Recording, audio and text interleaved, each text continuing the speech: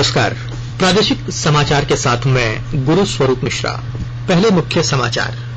राष्ट्रपति और प्रधानमंत्री कल 10:30 बजे वीडियो कॉन्फ्रेंसिंग के जरिए राष्ट्रीय शिक्षा नीति पर राज्यपालों के साथ चर्चा करेंगे।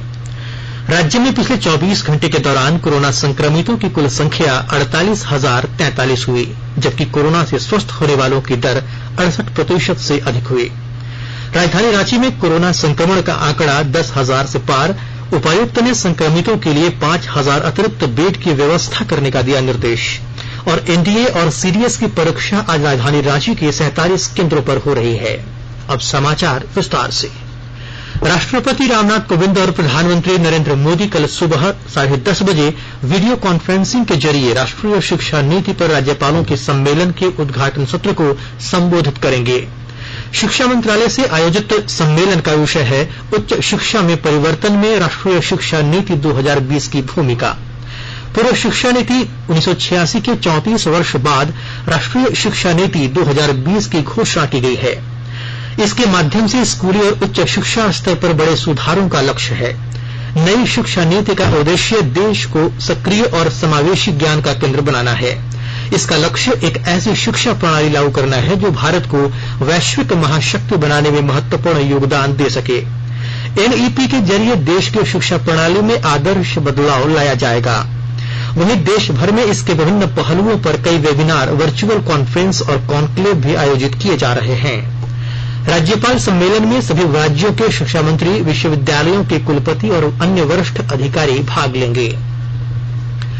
रक्षा मंत्री राजनाथ सिंह ने कल शाम ईरान के विदेश मंत्री ब्रिगेडियर जनरल आमिर हतामी से बातचीत की। श्री सिंह मॉस्को से स्वदेश लौटते हुए तेहरान में रुके थे। दोनों मंत्रियों के बीच सौहार्दपूर्ण वातावरण में बातचीत हुई। दोनों नेताओं ने भारत और ईरान के बरसों पुराने सांस्कृतिक, भाषाई और सामाजिक संबंधों पर जोर दिया।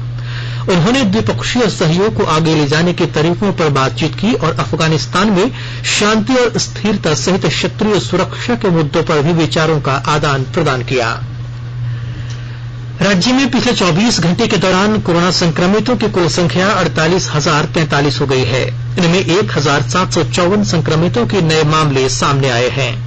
वहीं 32,043 लोग उपचार के बाद स्वस्थ हो चुके हैं, जबकि 15,545 सक्रिय मामले हैं।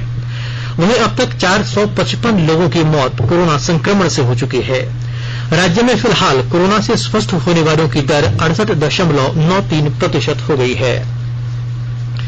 कोरोना संक्रमण की जांच ज्यादा से ज्यादा लोग कराएं, इसके लिए रांची जिला प्रशासन की ओर से शहर के 8 स्थानों पर हर दिन कैंप लगाए जा रहे हैं।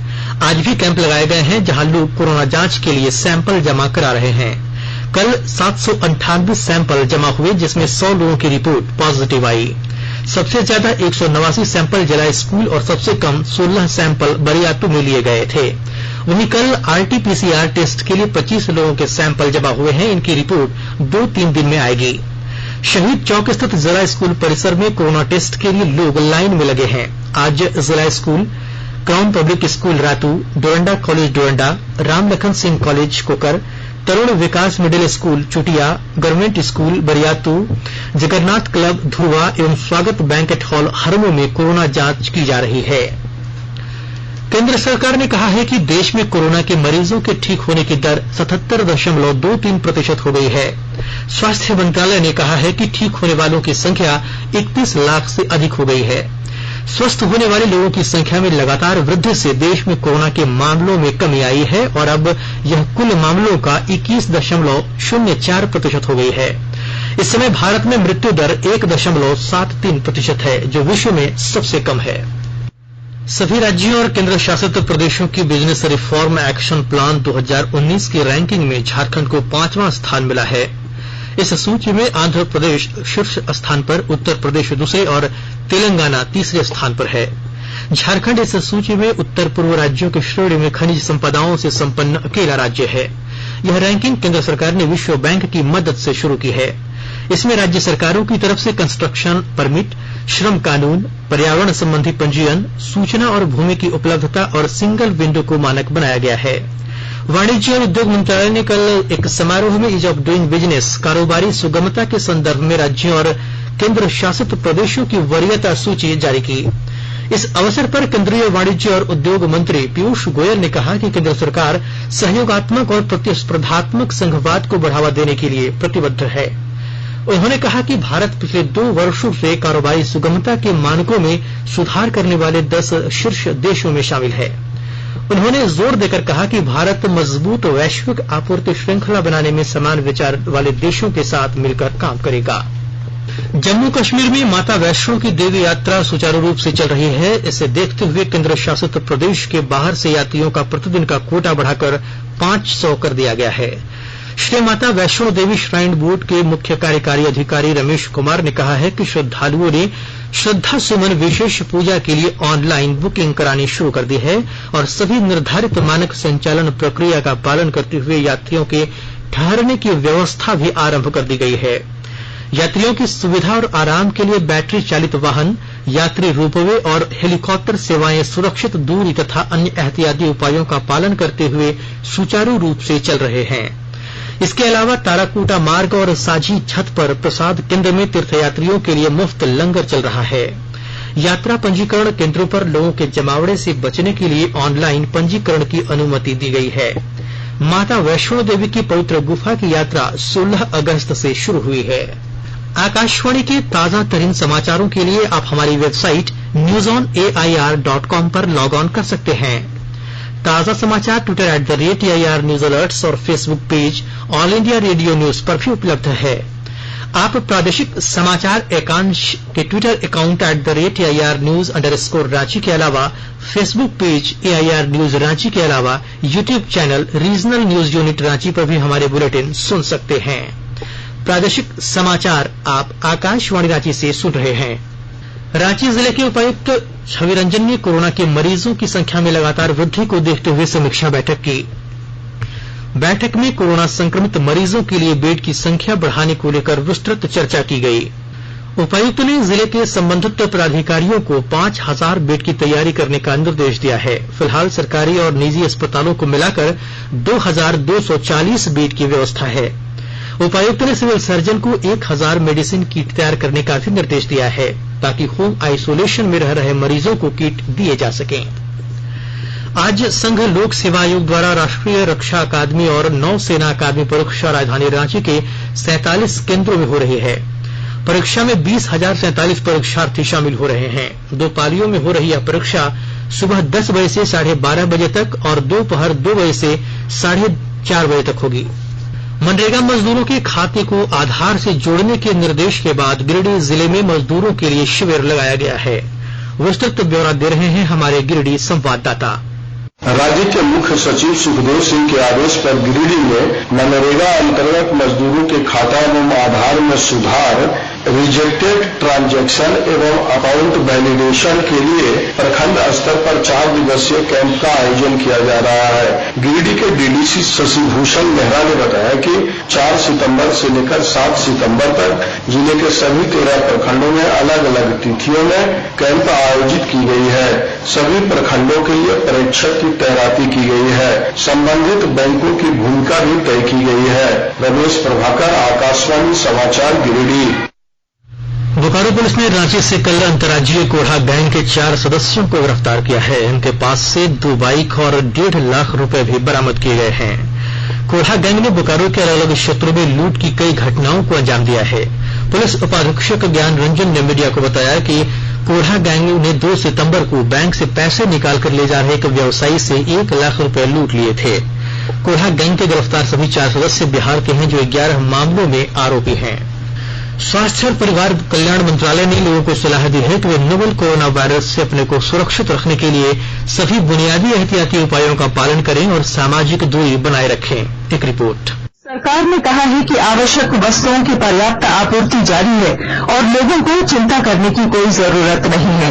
लोगों को सलाह दी जाती है कि वे आवश्यक वस्तुओं और चिकित्सा सामानों की खरीदारी करते समय धैर्य रखें और शांत रहें।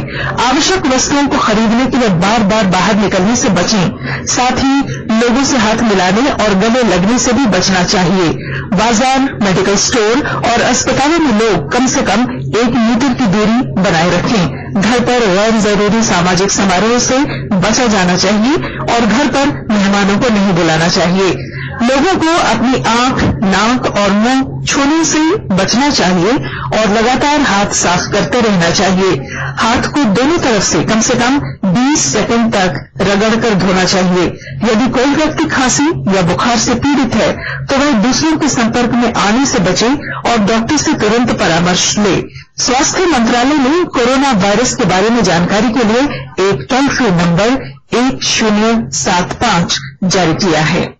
इधर राज्य सरकार की ओर से भी कई दिशा निर्देश जारी किए गए हैं।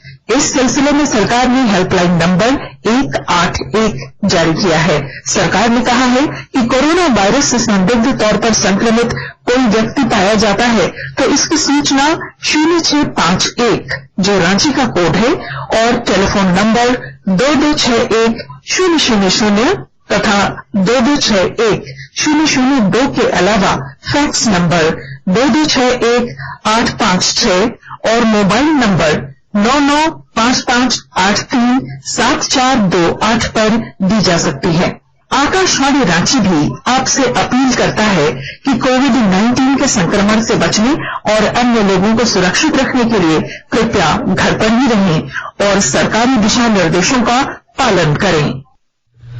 गोड्डा जिले के मेहरमा थाने में कीर्ति धवल पैक्स सहयोग समिति कुमारडोह पर गबन के मामले दर्ज किए गए हैं। इसकी जांच सीआईडी को सौंपी गई है। वर्ष 2016 में पैक्स के अध्यक्ष पर 14 लाख रुपए के गबन का मामला दर्ज किया गया था। अध्यक्ष पर आरोप है कि उन्होंने सरकारी राशि को बिना धान खरीदे ही खर्च कर दिया था।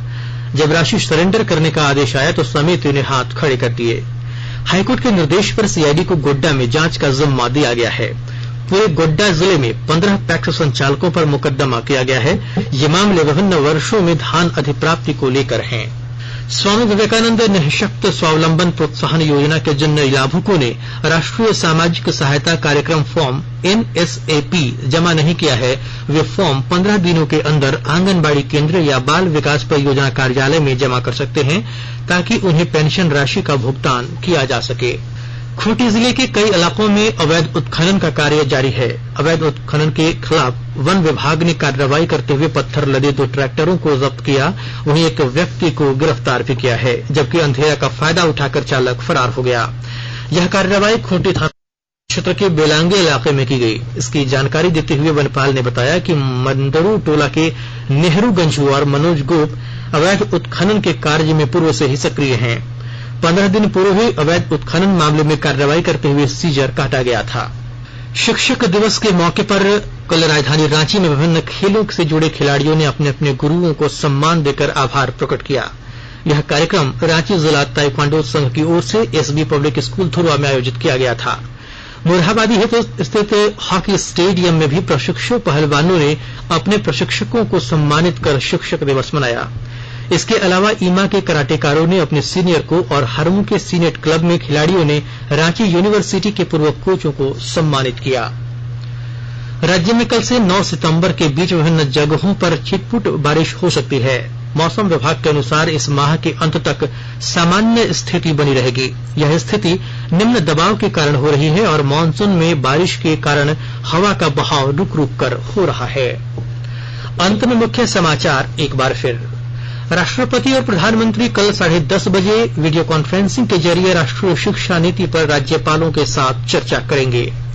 राज्य में पिछले 24 घंटे के दौरान कोरोना संक्रमितों की कुल संख्या 48,043 हुई, जबकि कोरोना से स्वस्थ होने वालों की दर 68% से अधिक हुई। राजधानी रांची में कोरोना संक्रमण का आंकड़ा 10,000 से पार। उपायुक्त ने संक्रमितों के लिए 5,000 अतिरिक्त बेड की व्यवस्था करने का दिया निर्देश। और एनडीए और सीडीएस की परीक्षा राजधानी रांची के 43 केंद्रों पर हो रही है। इसके साथ ही आकाशवाणी रांची से प्रादेशिक समाचार का ये बुलेटिन समाप्त हुआ। नमस्कार।